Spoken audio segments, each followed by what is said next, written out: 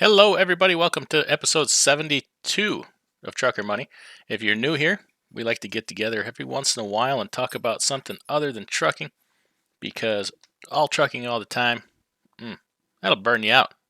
Got to have a hobby. This is mine. I like one of my hobbies personal finance, investing, money, stuff like that. Just something I enjoy. So if you are new here, we like to talk about business, personal finance, passive income. One of my favorite things to talk about is the passive income dividend portfolio, which has done very well here recently, hitting some record highs. But hey, the market in general is doing really well, so I'm not surprised. Wouldn't be surprised if we have a pretty staunch pullback here eventually, but that's how you make money. The market goes up, the market goes down. The market goes up, you make money. The market goes down, you get buying opportunities. So it doesn't bother me too much. I'm pretty conservative and don't lose too much sleep over this kind of thing. So a few companies that paid me since the last time we did this: Toronto Dominion, Verizon, General Mills, Bristol Myers, Campbell's, Cisco, the food service company, not the computer company. And we got some dividend increases here just recently. Stag Industrials up 3%, British Petroleum up 10%, Clorox 1.6%, and Unilever up 0.5%. So that's good to get raises just for doing nothing. I did make a change. I did something I don't normally do. I did sell out of one position. LTC. They do it's a real estate company that holds long-term care facilities. They are a REIT. Several reasons I sold this. I was looking to raise some money to buy something else that I wanted to get more money into, and this was kind of the loser. It's kind of gone nowhere over the last 5 years. It's run between a 6 and 7% dividend fairly consistently. I don't really question their ability to pay that, but I just don't love it anymore. And if I don't love you anymore, you got to go. And I put that money I divided up in a few different things, but most of it went into SCHD. And also, another reason is I believe there's a commercial property crunch coming. And they're not retail, but it is commercial property. And with a lot of retailers closing hundreds of stores, Dollar General, 7-Eleven, Rite Aid, CVS, well, not Rite Aid, CVS, and Walgreens, to name a few. There's going to be a lot of commercial property on the market, and I think commercial property is going to take a pretty hard hit here very shortly. So, I don't know, all the things kind of put together, they were the one that got the chopping block there. So they're gone. And I talked a couple of months ago about paying off my first rental property. I was going to take some time and decide what to do with the money. I'll put it in the stock market, put it in my business, whatever. I think I'm just going to let that money accrue and save up for the next rental property, because prices here in my area have kind of stagnated. They're not going up like they were.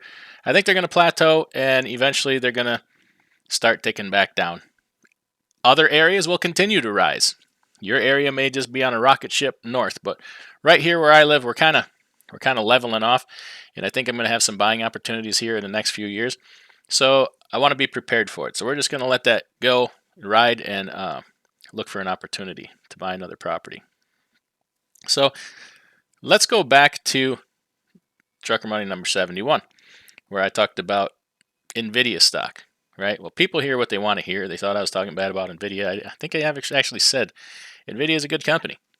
My comments were on people's behavior, fear of missing out. Got to be in the hot trends, right? I don't do that. It's not my style.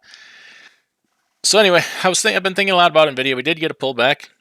Maybe it's a good entry point for some. Still not for me. I'm not a person who buys individual stocks in tech. The reason for that is I don't have a real deep understanding of technology. So it's out of my comfort zone. I do, when I buy tech, it's in an ETF, and that has served me very well. So your tolerance or understanding may be very different. I understand agricultural very well. I understand, manufacturing well, energy pretty good. So I'm not afraid to get a little more exposure into individual stocks and those things. What I was thinking about is NVIDIA with AI in general, Tesla, a lot of your different companies. So there's a big push right now, right, towards things like electric cars, AI, cryptocurrency, a lot of other things like this, right? And I'm not judging whether they're good or bad. I really don't care. What I am judging is how can I make money off of this? If I'm not a person who's going to go buy NVIDIA stock, how can I get exposure to that whole realm of the world without putting money in it? Okay. Now I call it a backdoor way to get into everything, right? Years ago, when Amazon was first getting real hot, right? I'm like, well, I don't really do that. I didn't know that the depths of which Amazon was going to go. So I'm like, well, how can I? They seem to be doing well. How can I get exposure to Amazon without buying Amazon? Well, found out years ago at one point, International Paper had gotten a big contract to make a lot of the boxes that Amazon ships their products in. So International Paper was a good in to get exposure to Amazon, right? Stag Industrial is one of the companies I own now. At the time, had several properties leased to Amazon. So that was an exposure to Amazon without having Amazon stock, right? So there's different ways to get in. And I'm thinking, how do I get exposure to NVIDIA and AI and Tesla and all this stuff without actually buying them? And my answer is there's one thing these all have in common. They all use tremendous amounts of energy. Okay? AI uses a lot of energy.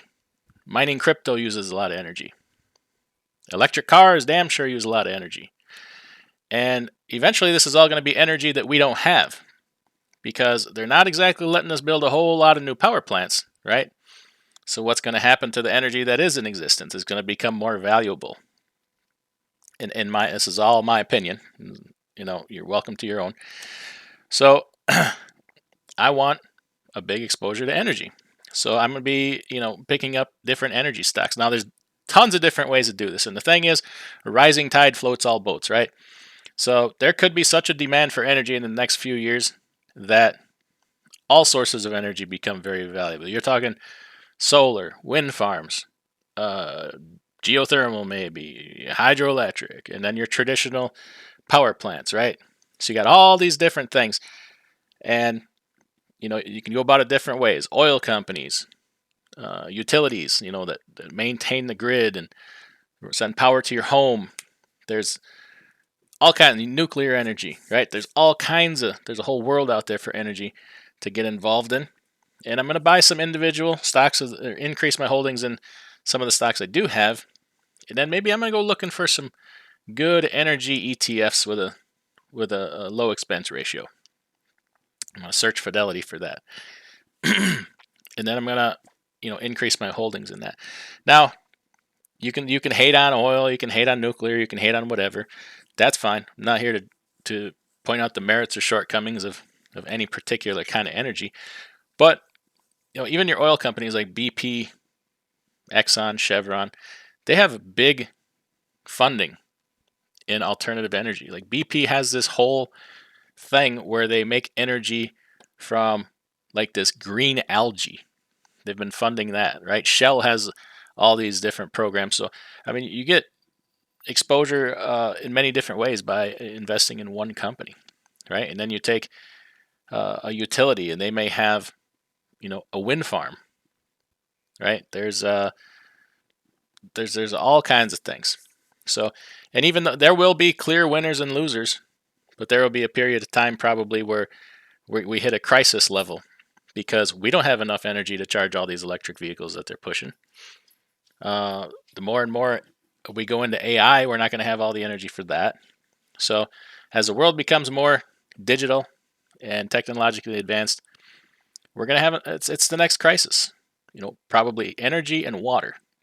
There'll be probably wars fought over water in the future. So anyway, just my thoughts on that. If you have any other thoughts on what's your favorite, backdoor way to get into a certain industry or whatever, let me know. I'm interested to hear these things. I'd like to hear your comments in the comment section below. And everybody take care, and we will see you next week.